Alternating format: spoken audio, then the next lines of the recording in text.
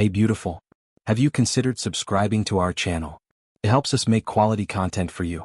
Help us reach our goal of 1,000 subscribers. The static crackled over the black void of space as the last transmission bled out from Ares 9. A single broken sentence uttered by a terrified man soaked in blood whispering, "They are inside," before silence swallowed everything. A brief flash of light flickered in the control room on Earth, a hologram glitching in mid-air as analysts leaned forward, tense hands hovering over keys and screens, blinking furiously with failed data links. Failed heartbeat monitors, failed security feeds. Nothing. Survived not even screams. The research team stationed at Ares 9 numbered 12 specialists, most of them anonymous outside a classified file shared between black-budget departments, but one name hit hard enough to pull a man from cold storage. Dr. Eli Voss, biochemist, civilian, and younger brother to a man who no longer belonged to any country. Kane Voss, he had not been spoken of in 5 years. Not officially, because officially, Kane had never existed the last time his name was mentioned. Was when a blood-soaked shuttle returned from the Balkan uprising on Callisto, its only passenger unconscious, surrounded by the remains of an entire insurgent network, his body torn. But breathing Kane was a black cell operator, the kind you built. In the dark and locked away when the lights came back on. No oversight, no badge, no chain of command, just assignments whispered and executed with no margin for hesitation. And now they had thawed him out again. He sat silent in the debriefing chamber, slick with frost eyes still adjusting to light, his pulse slower than it should have been, his voice dry and quiet. "Which one of you pulled me out?" The man across the table wore a suit that didn't fit, and a look that screamed temporary power. Adjusted his tie, then cleared his throat. Ares 9 went dark 7 hours ago, a research outpost unregistered, and well outside Creari-acknowledged space. Kane did not blink. He only said, "Eli." The man flinched barely, then nodded. "Your brother was part of the team, yes. Among the missing, presumed dead. We received partial footage, just enough to indicate hostile interference from an unknown force, possibly Creari." Kane flexed the fingers on his right hand, as though feeling old fractures protest. Inside them. "You called me to play politics with aliens." "No," the man said quickly. "You were called because this can't be official. We need deniability. We need it off the books completely, and you have no book." Kane finished. He stood bone stiff. From cryo-sleep and muscles twitching with reawakening fury, someone handed him a data slate, with all available records and a retinal scan to authorize equipment release. He didn't say another word until he reached the loading bay, and even then, only to himself, "I told you to stay on Earth, Eli." He suited up in silence, black armor matte and seamless, no insignia, just reinforced plating and biofeedback mesh that wrapped around his muscles like a second skin. The onboard AI chirped softly, waiting for a command, but Kane disabled it. He didn't want company, not even synthetic. The ship assigned to him was small fast and unregistered, its hyperdrive hot-wired to skip detection beacons and civilian scans. He climbed in, locked the hatch, and was gone before the men behind the mission could reconsider what they had unleashed. The journey to Ares 9 took 4 hours at burn velocity. Kane spent most of it reviewing what scraps of footage remained. Flickers of terror, panicked movement, gory, aftermath, and one last recording from Eli Graney, and whispered just before the screen went black, "They're not just watching us, they're learning from us. They're inside. Kane, if you see this, don't come here, not alone." Kane watched that part 10 times, then deleted it from the ship's memory, not because he needed to forget, but because he already remembered too much, and adding more would change nothing. The planet loomed up beneath him, pale and cracked, a moon-sized rock with no atmosphere and little light. The outpost itself embedded into a crater wall like a buried needle poking out from a corpse, silent. No heat, no movement, no response. He landed without a word, kicked open the access hatch, and stepped into the ash. His boots crunched over scorched soil streaked with what might have once been blood. He moved through the outer corridors with his rifle raised, even though his instincts told him it was too quiet, too still even for death.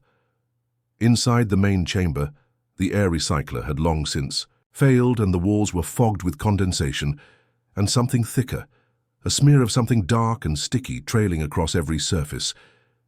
He touched a wall and raised his fingers to his helmet. Cam, scanning the residue. Human blood. He followed. It through the corridor past shattered consoles and overturned chairs, into what had once been the research lab, where 12 people had worked and laughed and argued. Now just fragments and silence. At the center of the room lay a broken chair, and beneath it Eli's glasses lenses cracked frame, bent one temple arm stained with something black, not blood. Kane picked them up slowly and stared at them for a long moment, before placing them in a pouch at his side. A flicker drew his attention to a wall panel still active and flickering with residual energy. He crossed the room, activated it, and watched the logs spill onto the screen, distorted but legible enough, references to something buried under the surface, something they had found, or perhaps uncovered phrases like neural resonance and alien substrate, mixed with lines written in increasingly frantic cadence. We are not alone. They are inside the colony, but not using the doors. They want the mirror mind. Kane stared at that phrase, his brow tightening, his breath slowing. He had heard it once before during a mission on Europa. One of the Cryari spoke it before self-terminating. Their translators couldn't crack it then, and he suspected they still couldn't. A sound interrupted.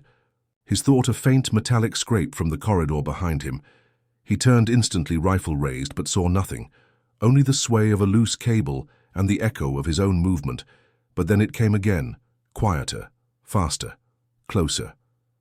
He moved into a defensive stance and waited, pulse slowing, forcing calm until a shape flickered across the hallway, not walking, moving, too smooth, too fluid, and then gone again. Kane didn't chase. He stepped forward carefully, eyes scanning every inch of shadow until he reached the door leading to the secondary wing where the medical bay had once been. The door was partially open, jammed. He pulled it back with a grunt and slipped inside. He nearly missed the body. It was recent, fresh, the blood still wet, the wound not cauterized, but torn open as if by claws or teeth, and the man's face twisted in agony. His eyes still wide and unseeing, Kane crouched beside him and saw no sign of defense, no weapon drawn, nothing disturbed around the body, meaning whatever killed him did it. Fast and silently, he stood slowly back against the wall and whispered just loud enough to hear himself, "Someone else is here." Something above moved and he fired instantly, the shot tearing through the ceiling tile, but nothing fell except dust. Weighted rifle trained on the dark hole, but silence returned heavier than before. Kane backed out of the room step by step, then froze. There on the far wall of the corridor, scratched in something too dark to be ink, a single sentence. Another Voss we. Remember, Kane didn't move, he didn't blink. He simply said one word under his breath, and it wasn't fear, it wasn't even anger. Good. Then he turned and walked deeper into the colony, following the scent of blood and the echoes of unfinished. Things that hung like ghosts in the stale cold air behind him.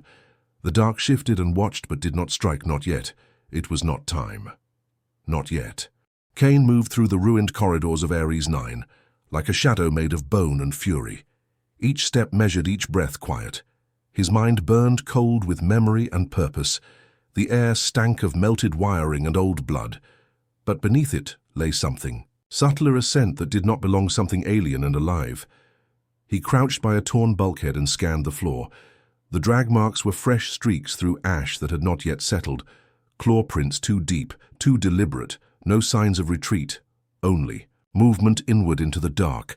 He muttered to himself, voice like dry gravel, "Still here." The map Eli had left in his encrypted data logs showed a research vault deep below the main complex, sealed and supposedly self-sufficient, meant to survive complete structural failure. Yet it had gone offline before the attack, no signal, no beacon, just silence. Kane knew if answers existed, they would be there. He passed a collapsed staircase and turned down a narrow access tunnel, his helmet light flicking across. Scorched walls and shattered display screens. A few remained intact, showing bursts of corrupted video. One showed a scientist running blood trailing behind him, his mouth open but silent. No sound. No timestamp. Kane played it again, then deleted it. The access tunnel narrowed and curved downward, the silence tightening with it. Something in the air changed, denser, sharper, as if he were being breathed upon by something massive and unseen.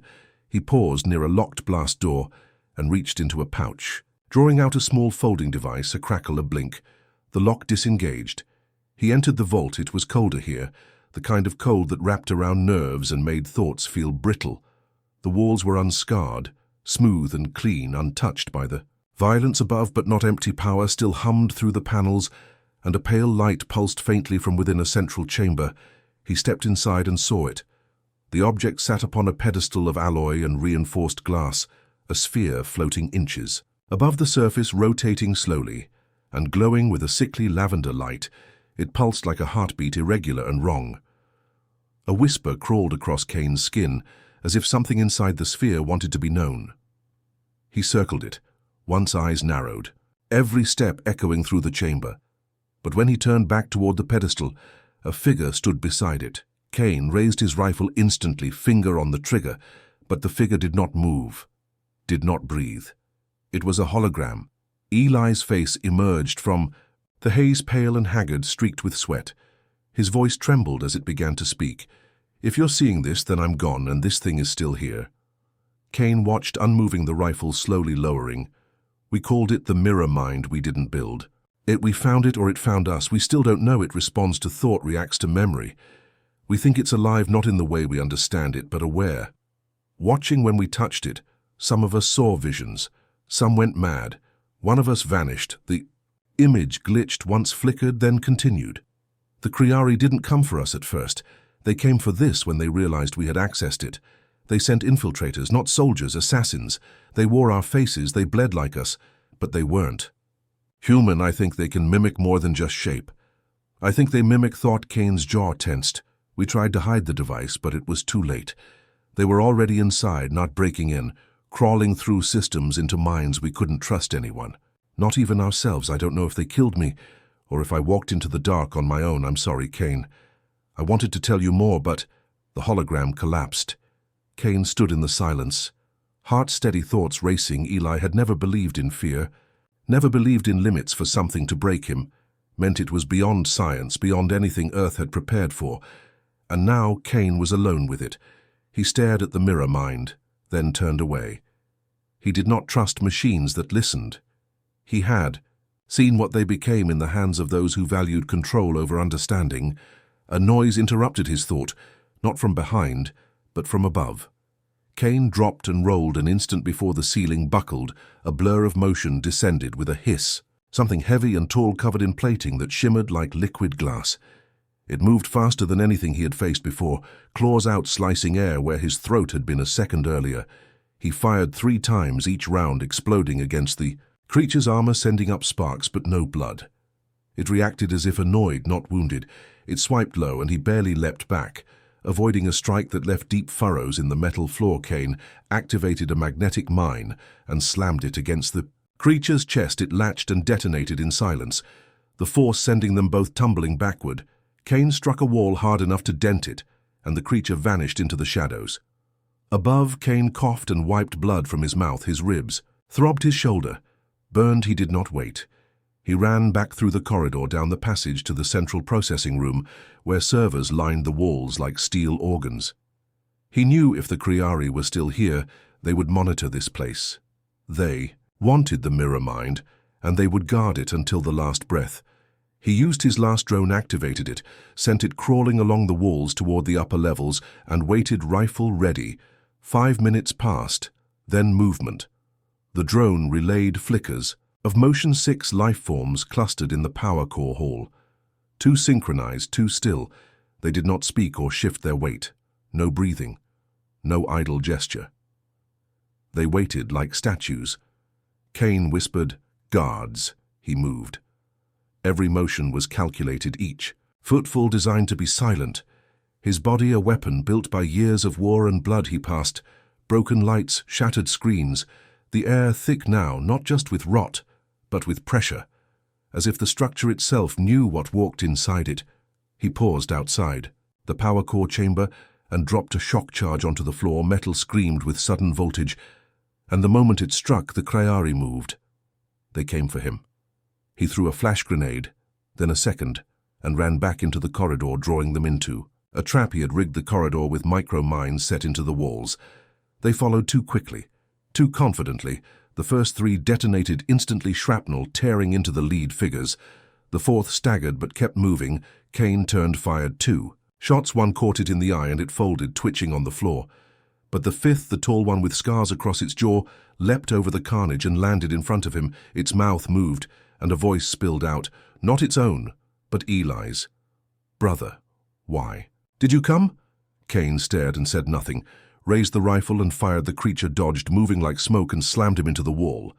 Claws tightening around his throat, he grunted and drove a combat blade into its leg, twisting the blade until black fluid gushed from the wound. It shrieked, not in pain but rage, and released him.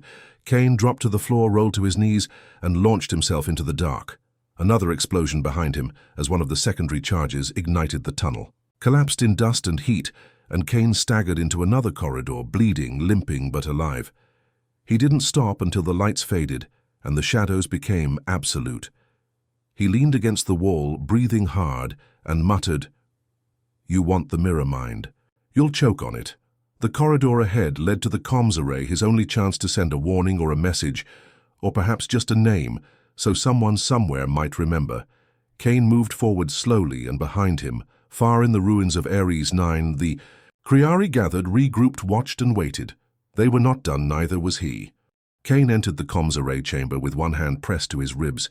The armor cracked the flesh beneath, screaming. With every breath, wires hung from the ceiling, like veins torn from some dying animal. Panels sparked along the far wall.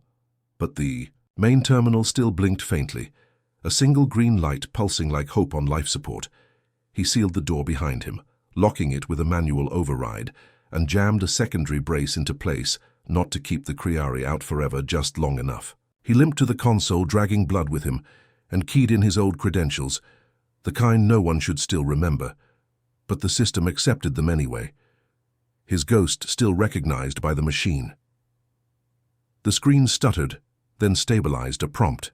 Blinking, waiting for input, Kane typed 3 words, Eli Voss deceased.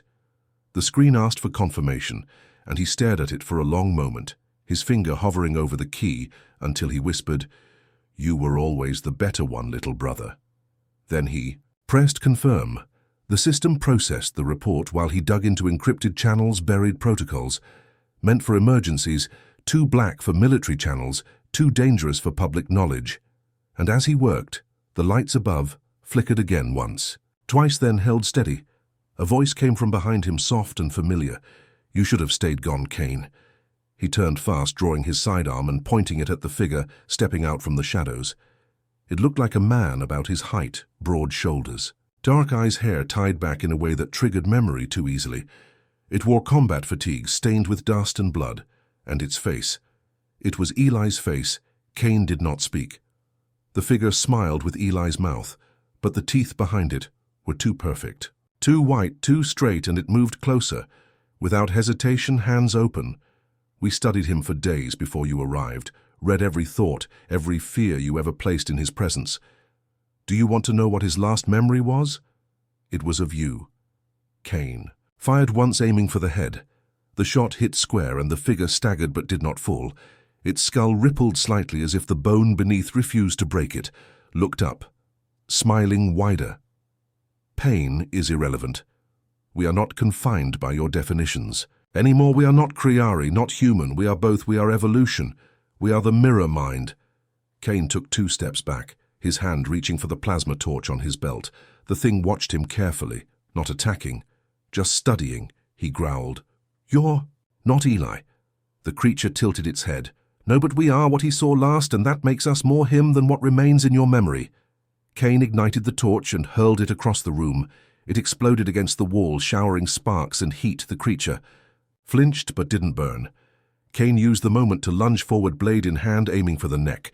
The creature caught his wrist with inhuman speed, bones cracking from the pressure. Kane headbutted it hard enough to snap his own nose, but it stumbled. Just long enough, he broke free, rolled across the floor, snatched up his rifle, and unloaded the clip into the thing's chest until it dropped, twitching, snarling, reforming too fast. He didn't wait to see if it got up. He moved to the terminal and initiated the data purge protocol, flooding the system with a burn code that would erase the mirror mind's interface from every known registry he could access. The creature shrieked behind him, voice rising into a pitch that no throat should reach. Kane slammed the emergency beacon and set its coordinates to dead space.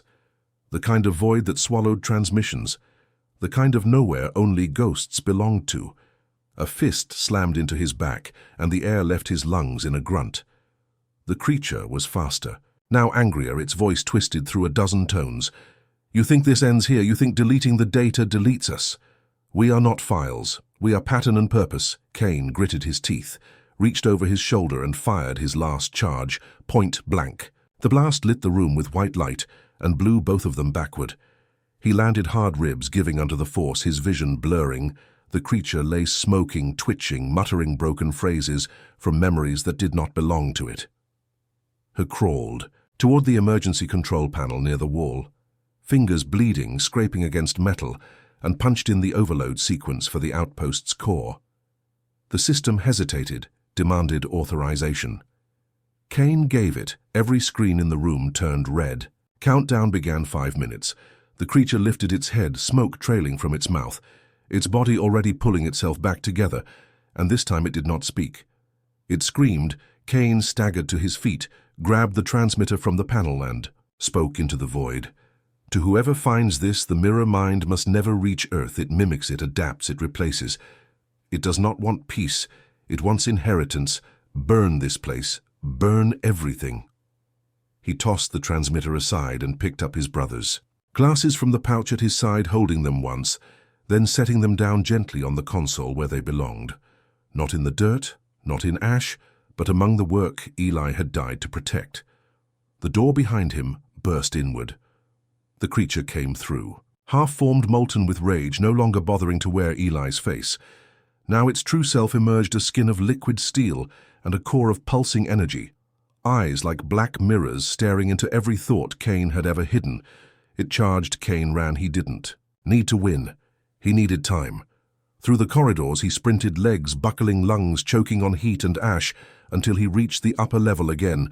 The shuttle bay still dark, still dead, but his own ship waited where he left it, inert but ready. The creature was behind him, crashing through steel walls, climbing like an insect, howling with voices that blended into a single chorus of malice. Kane reached the ship, activated the ramp and threw himself inside, slamming the hatch and punching the ignition. Sequence. Every alarm blared at once. Engines failing, systems compromised, internal bleeding critical. But the ship lifted, stuttering sparks flying as the colony behind him began to rupture. Through the viewport, Kane saw the flames spread from the core below, molten light, tearing up the structure from within, ripping through levels like paper until the mirror mind chamber collapsed into itself. A scream echoing across the radio static, even as the signal died. The ship pushed into orbit barely. Holding together, Kane slumped in the pilot seat. Vision darkening, blood filling his mouth, but he kept his eyes open. Outside, Ares 9 burned. Not with fire, with erasure. He whispered through the smoke, "Goodbye, Eli." Then closed his eyes. Behind him, space swallowed the station and the thing it held. But nothing truly ends in silence, not when something has already learned how to listen. Kane awoke to silence, not the quiet of sleep or stillness, but the kind that comes after something irreversible, the kind that knows what it buried and dares the world to dig it up. He opened his eyes and saw a low ceiling metal panels scorched, a blinking red light above his head, the hum of a failing medbay, the whir of auto-stabilizers holding together a ship that should not be flying. His body ached in places he could no longer name, and his veins were cold with synthetic plasma, the kind they used when the real blood was too far gone. He tried to sit, and a voice spoke, low, calm male. "You move and the seals rupture again. Stay still." Kane turned his head slightly and saw a face unfamiliar. Sharp lines, grey eyes, hair buzzed to the scalp. The man wore a plain survival suit, patched and worn but clean. He stood with his arms crossed near the terminal, watching Kane like a medic and a jailer at once. Kane croaked, "Who are you?"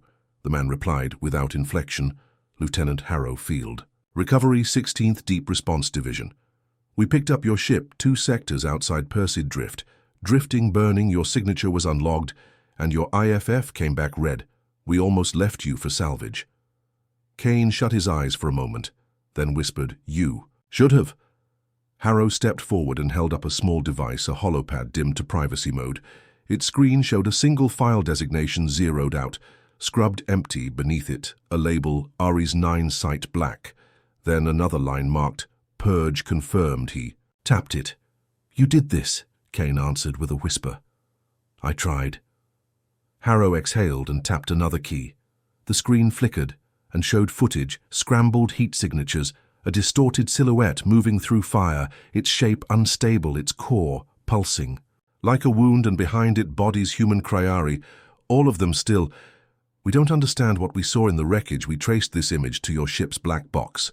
The radiation burst nearly fried the relay, but something was transmitted before the station went dark.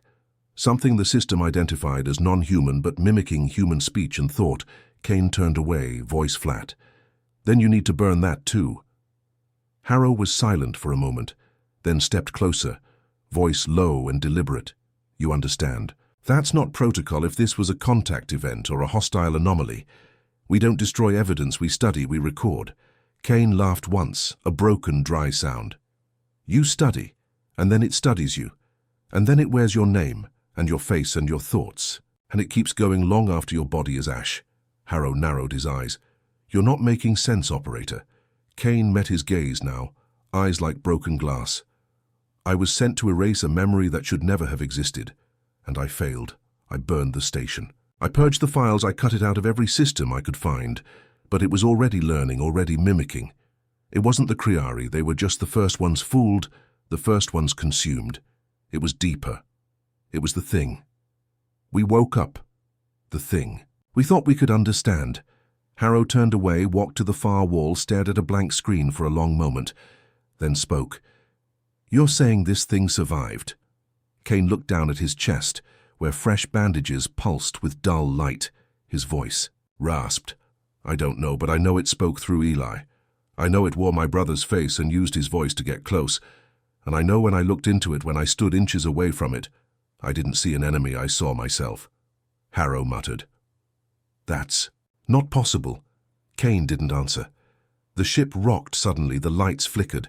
Harrow drew a sidearm and moved to the console, his fingers flying across the keys. "We're drifting too fast. Gravitational drag from a micro-surge pulling us toward. A mass signature not charted, hold on." Kane tried to sit again and failed, his arm trembled. "What kind of mass?" Harrow swore under his breath. "It's not natural. It's structured like a satellite, but there's no signal, no beacon." Kane closed his eyes and whispered, "Is it spherical?" Harrow paused. "Yeah.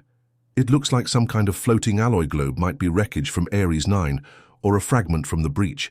Kane forced his voice to rise, barely a growl. "You have to leave now, get clear, burn. Every thruster lock out the course. If you stay here, it'll find a way in." Harrow turned slowly, his face unreadable. "You think it followed you?" Kane shook his head. "It doesn't follow it. Listens, it waits. It's not a hunter. It's a mirror. It becomes.